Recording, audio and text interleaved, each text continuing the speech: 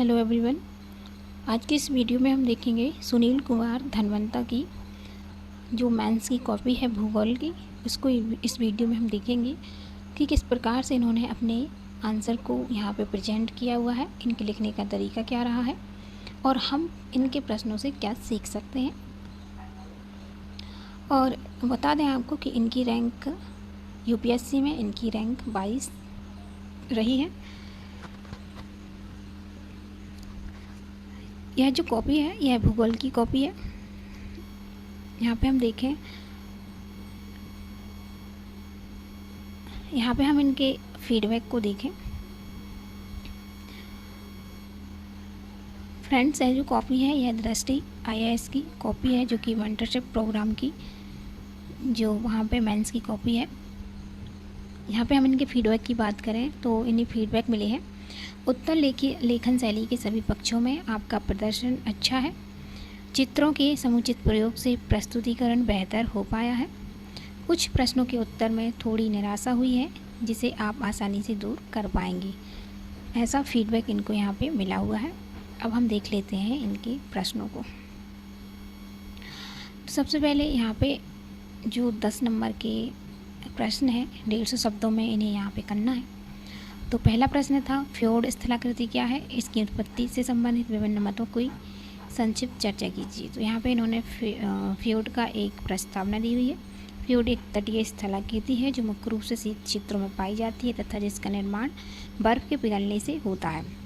यह एक खाई की तरह होती है जो महाद्वीप और महासागर को जोड़ती है। यह मुख्य रूप से नॉर्वेजियन देशों, ग्रीनलैंड इत्यादि में पाई जाती है। इसके बाद इन्होंने यहाँ पे एक डायग्राम बना दिया फ्योर्ड का, जहाँ पे आप महाद्वीप और सागर देख सकते हैं, बीच में फ्योर्ड यहाँ पे दिखाया गया है। इसके बाद यहाँ पे इन्होंने इसके निर्माण के प्रमुख मत दिए हैं, जिसमें यहाँ पे इन्होंने 3 मत दिए हुए हैं।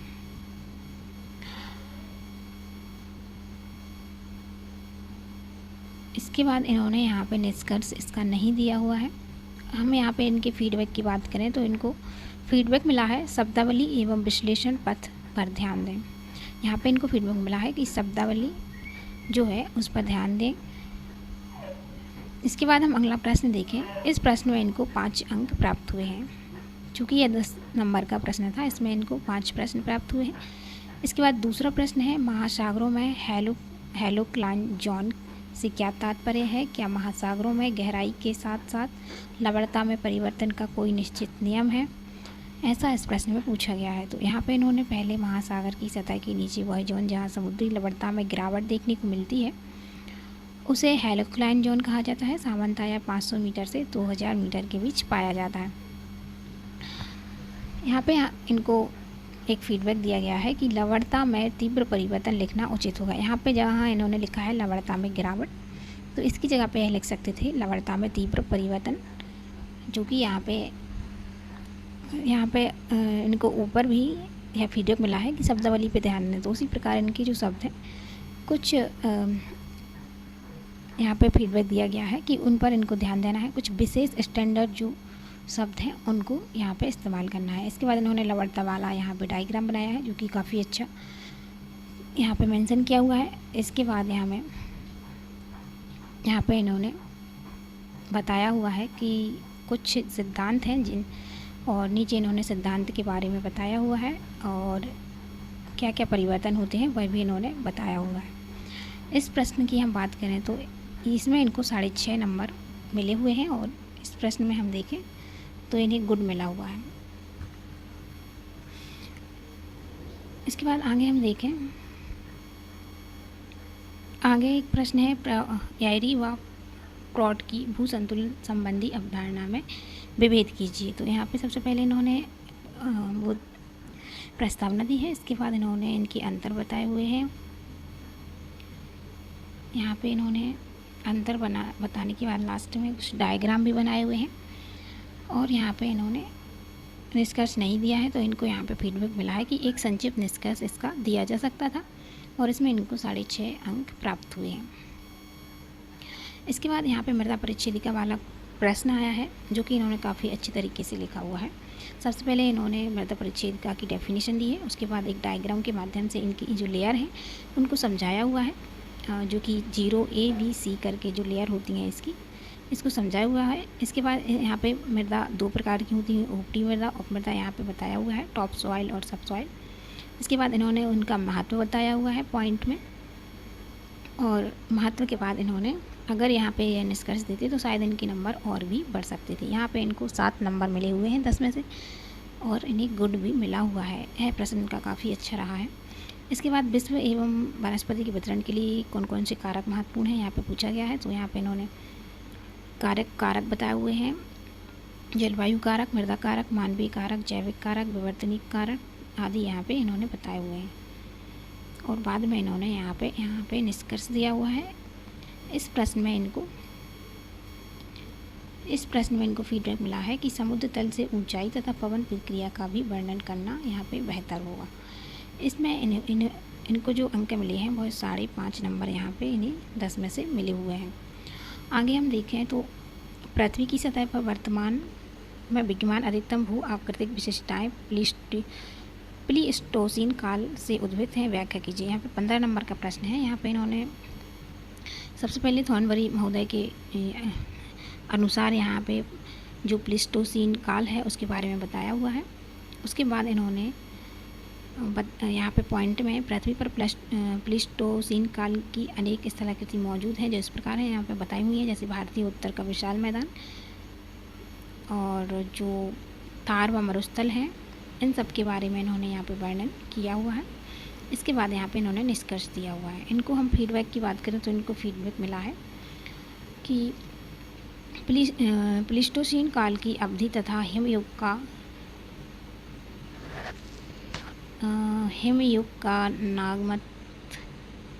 आगमन एवं प्रस्थान का संक्षिप्त वर्णन कालों से उत्तर और बेहतर हो सकता था। मतलब कि जो प्लीस्टोसीन काल है उसकी अवधि तथा हिमयुग का जो आगमन है और प्रस्थान है उसके बारे में भी अगर ये बताते तो इनका प्रश्न और अच्छा हो सकता था, ऐसा यहाँ पे इनको फीडबैक मिला हुआ है।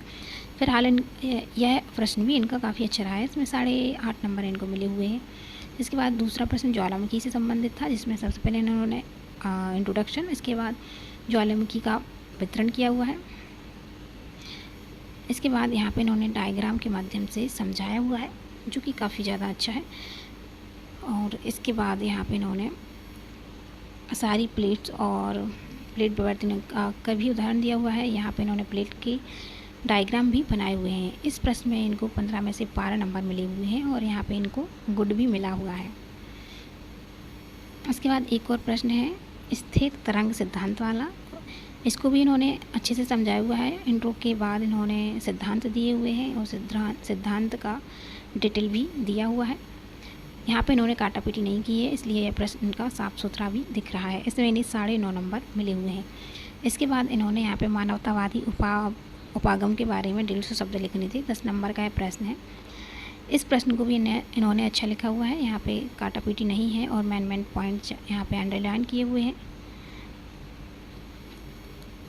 यहाँ पे इन्होंने पद्धतियाँ भी बताई हैं और लास्ट में कंक्लूजन दिया है। इसमें इन्हें 4 नंबर मिले हुए हैं। इसमें इन्हें फीडबैक मिला है प्रश्न में मानवतावादी उपागम की प्रमुख विशेषताओं की उपेक्षा की गई है। यहाँ पे हम देखें तो वॉन थ्यूनेन ने कृषि भूमि उपयोग मॉडल की आधारभूत मान्यताओं का परीक्षण कीजिए। इन्होंने इस प्रश्न में इनके अनुसार वर्णन किया हुआ है वन ह्यूमन के बराबर, वन ह्यूमन के अकॉर्डिंग यहाँ पे बताया गया है। और इसके बाद इन्होंने 6 मुख्य पेटियाँ बताई हुई हैं और इनकी मान्यताएं बताई हुई हैं। इसमें इन्हें 6 अंक प्राप्त हुए हैं और गुड भी मिला हुआ है। इसके बाद इन्होंने विभिन्नता में एकता की संकल्पना के बारे में जो प्रश्न है उसको पूरा नहीं किया हुआ है, इसलिए इसमें इन्हें अंक प्राप्त नहीं हुए हैं। इसके बाद प्रादेशिक उपागम के बारे में इन्होंने नीचे लिखा हुआ है हॉट सॉन के अकॉर्डिंग यहाँ पे, और इन्होंने पॉइंट में इसे समझाया हुआ है। इसके बाद यहाँ पे इन्हें फीडबैक मिला है भौतिक भूगोल व मानव भूगोल में छंद को नकारते हुए प्राकृतिक तत्वों सामाजिक तत्वों की सम्मिश्रण व्याख्या थी, साथ ही मानव द्वारा प्राकृतिक दशाओं में परिवर्तन को प्रदेश के अध्ययन में महत्वपूर्ण माना। ऐसा यहाँ पे इन्हें ऐसा लिखना चाहिए था, यहाँ पे बताया गया है। और यहाँ पे इनको फीडबैक मिला है, विषय वस्तु को और समृद्ध बनाने का प्रयास कीजिए। इसमें इन्हें 4.5 अंक मिले हुए हैं। इसके बाद द्वितीय जननांगी संक्रमण सिद्धांत के बारे में इन्होंने पूरा उत्तर नहीं लिखा है, इसलिए इन्हें 0 अंक मिले हुए हैं। इसके बाद समकालीन होने के नाते हम्बोल्ट और रिटर की कुछ समस्याएं मिलना स्वाभाविक है, परंतु कुछ महत्वपूर्ण असम्मिति भी स्पष्ट होती हैं। इस कथन की व्याख्या करनी थी। इन्होंने यहाँ पे यह प्रश्न भी इन्होंने काफ़ी साफ़ सुथरा लिखा हुआ है, यहाँ पे कोई काटापीटी नहीं है। इनका प्रश्न भी अच्छा लग रहा है और इन्होंने मेन पॉइंट पर अंडरलाइन भी किया हुआ है और यहाँ पे निष्कर्ष भी दिया हुआ है। इसमें इन्हें 9.5 अंक प्राप्त हुए हैं और गुड भी मिला हुआ है। यहाँ पे फीडबैक मिला है, अन्य प्रमुख अंतरों को भी संक्षिप्त में बता सकते थे। इसके बाद क्रांतिक आइसोटोपॉइंट का जो प्रश्न है उसको यहाँ पे इन्होंने लिखा है। पहले इन्होंने इंट्रो दिया है और उसके बाद यहाँ पे डायग्राम के माध्यम से समझाया हुआ है। इसके बाद इन्होंने यहाँ पे उदाहरण के तौर पर भी समझाया है और यहाँ पे इन्होंने लास्ट में कंक्लूजन भी दिया है। देखिए यहाँ पे इन्होंने उदाहरण दिया है 20-20 रुपये करके। यह प्रश्न भी इनका अच्छा रहा है, इसमें इन्हें 11 अंक मिले हैं।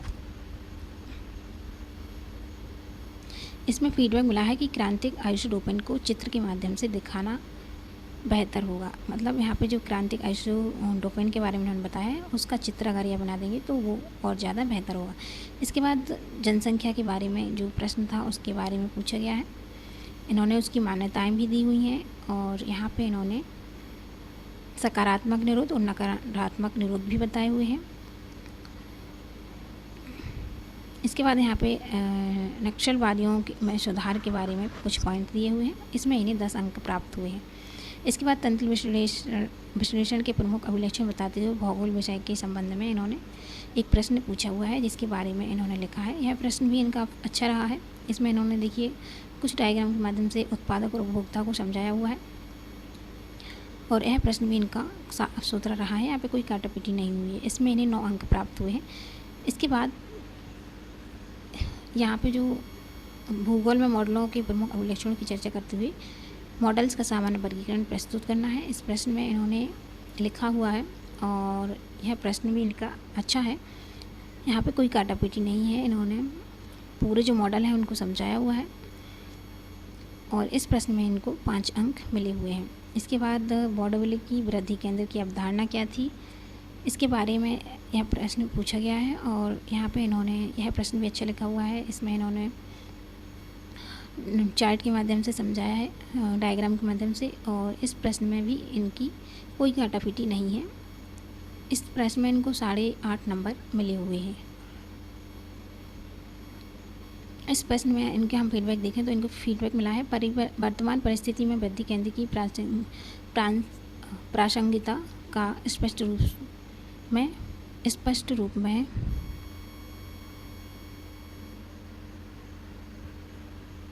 प्रयास कीजिए। यहाँ पे सही समझ में नहीं आ रहा है क्या लिखा है।